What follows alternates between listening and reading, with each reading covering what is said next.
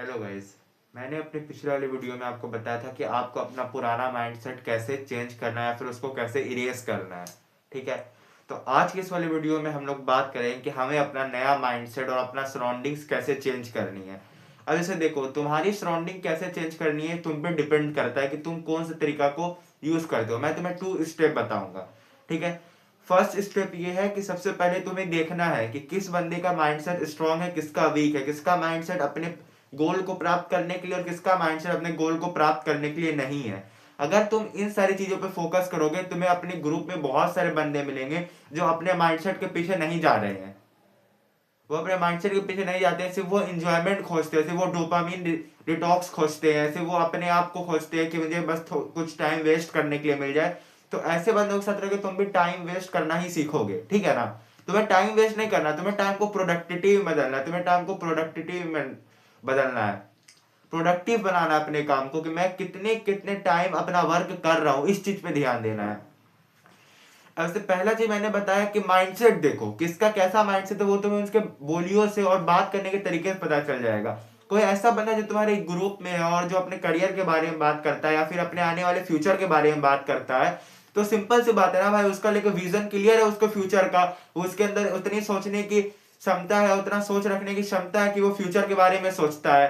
तो ऐसी तरह के अगर और भी तुम्हारे कोई दोस्त है जो फ्यूचर के बारे में नहीं सोचते, जो अभी सिर्फ इंजॉयमेंट कर रहे हैं, डोपामिन डिटॉक्स कर रहे हैं, अगर तुम उनकी बातें सुनोगे तुमको वैसा ही लगेगा कि नहीं ये तो फालतू बातें करते हैं, इससे बातें से कुछ मिलता है नहीं। ठीक है। अगर ऐसे दोस्त है तो उनसे दूर हो जाओ, लेकिन दूर होने का तरीका मैं तुम्हें स्टेप 2 में बता रहा हूँ, देखो कैसे होता है।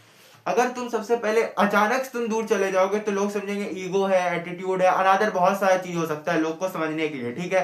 कितने लोग तो ये सोचेंगे कि भाई को बंदी मिल गई इसीलिए भाई ने बात करना बंद कर दिया।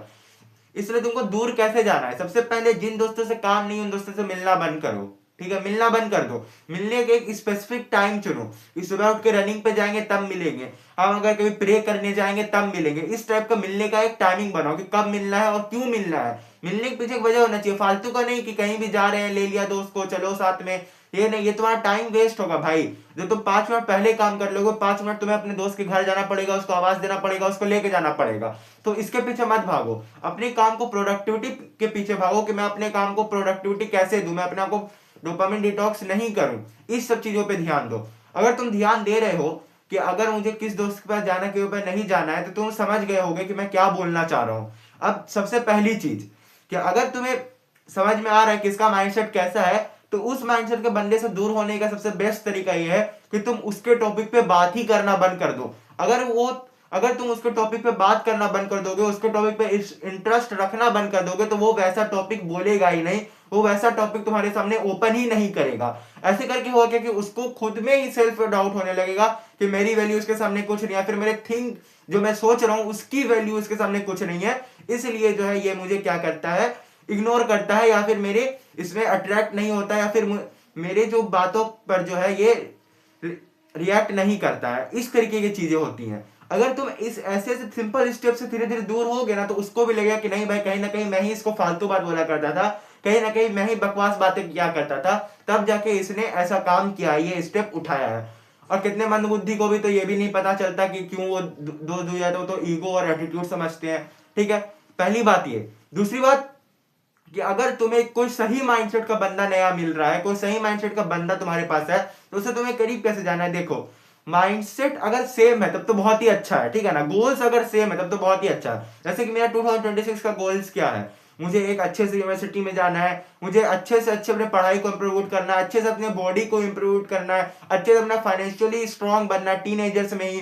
तो टीनेजर्स का गोल कुछ इस टाइप का होना चाहिए कि अगर कोई सुने भी तो वो लगे। अब किसी किसी का टीनेजर का गोल्स होगा 4 hours for study, 4 hours for tuition and school. भाई क्या कर रहे हो भाई, क्यों कर रहे हो, क्यों कर रहे हो ये, जब तुम्हें पता है कि मैं 4 घंटा दिन भर में स्कूल जाऊंगा, तो क्यों जोड़ रहे हो स्कूल को रूटीन में। उस टाइम को जोड़ो ना जिस टाइम तुम फ्री होते हो। तुम सुबह 6 बजे उठ रहे हो, 9 बजे तुम्हारा स्कूल है, तुम 6 से 9 फ्री हो, उस टाइम को जोड़ो ना कि उस टाइम पे क्या करना है। मैं 9 से 4 स्कूल जा रहा हूं, ये जोड़ के तुम्हें क्या मिल रहा है। उस टाइम को जोड़ो ना भाई तुम कि उस टाइम पे मुझे क्या करना है और क्यों करना है।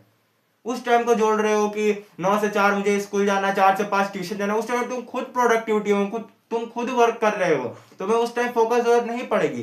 तुम्हें फोकस जरूरत उस समय पड़ेगी जिस टाइम तुम फ्री बैठे रहोगे। अब तुम 4 से 5 ट्यूशन गए, 5 बजे तुम आए घर, अब 5 बजे तुम घर आए, अब तुमने अगर 5 to 8 3 घंटे का रूल बनाया होगा कि 3 घंटे मुझे एक एक सब्जेक्ट रिवीजन करने हैं या एक एक सब्जेक्ट का होमवर्क करना है, फिर एक एक सब्जेक्ट मुझे पढ़ना है, एक एक चैप्टर हर एक सब्जेक्ट का पढ़ना है, अगर तुमने ऐसा कुछ बनाया होगा तब तुम फोकस रहोगे।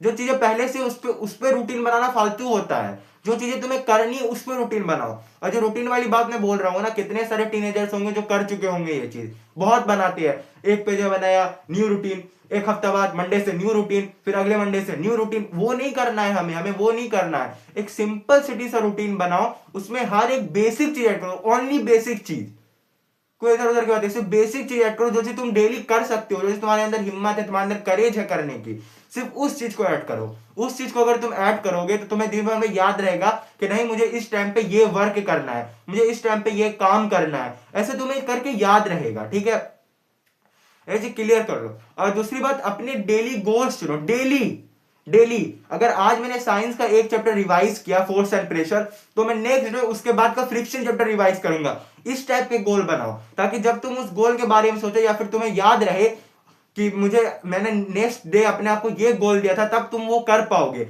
अब हम लोगों ने एक रूटीन बना लिया, अब पूरे साल ही उसी को चलाएंगे तो वो नहीं चलेगा भाई, क्योंकि साल में टाइम भी बदलता है, सीजन्स भी बदलते हैं, सीजन के हिसाब से तुम्हारा स्लीपिंग रूटीन, तुम्हारा वर्किंग टाइम, ये सब बिगड़ता है, तो वो रूटीन हमेशा नहीं चलेगा। अब जैसे कि मैं 5 बजे उठ रहा था रनिंग करने के लिए, अभी ठंडी है, 5 बजे एकदम अंधेरा रहता है, तो मैं 6 बजे उठ रहा हूँ, तो मेरा टाइम चेंज हुआ कि नहीं। अब मैं डेली गोल्स कैसे दूंगा कि पहले मैं 5 से 6 रनिंग कर रहा था, अब मैं 6 से 7 रनिंग करूंगा। तो इस तरीके से तुम अपनी वर्क को भी चेंज कर सकोगे अगर तुम डेली गोल्स के हिसाब से चलोगे। तो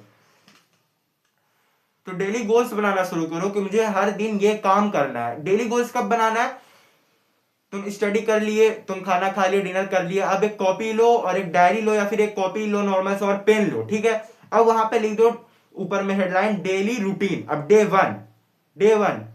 वन से गोल्स लिखो कि मेरा गोल है कल मैं एक चैप्टर कंप्लीट करूंगा, कल एक एक्सरसाइज मैथ का, कल एक चैप्टर उर्दू का, कल एक चैप्टर हिंदी का, कल एक चैप्टर संस्कृत का, कल एक चैप्टर इंग्लिश का। इस टाइप से गोल बनाओ। कल 6 बजे मुझे उठना है, 6 से 7 में क्या करूंगा, 7 से 8 में क्या करूंगा। इस टाइप का मत बनाओ भाई। तुम क्या करोगे ये तुम डिसाइड नहीं कर सकते हो। तुम 6 बजे उठे, अब 6 बजे तुम्हें किसी ने भेज दिया कि जाओ भाई कुछ सामान लेकर के, तुम क्या करोगे बताओ, तुम क्या करोगे। इसीलिए प्रोडक्टिविटी जो तुम्हारा टाइम होना चाहिए, प्रोडक्टिव जो सेल होना चाहिए, वो तुम्हें चैप्टर्स में बांटनी है, वो तुम्हें थिंग्स में बांटनी है। टाइम के हिसाब से मत बांटो चीजों को। स्कूल नहीं चलाना है तुम्हें, अपने आप को चलाना है, तो टाइम के हिसाब से मत बांटो चीजों को। ठीक है, अपने चीजों को इस तरीके से बांटो कि तुम उस पर फोकस कर पाओ।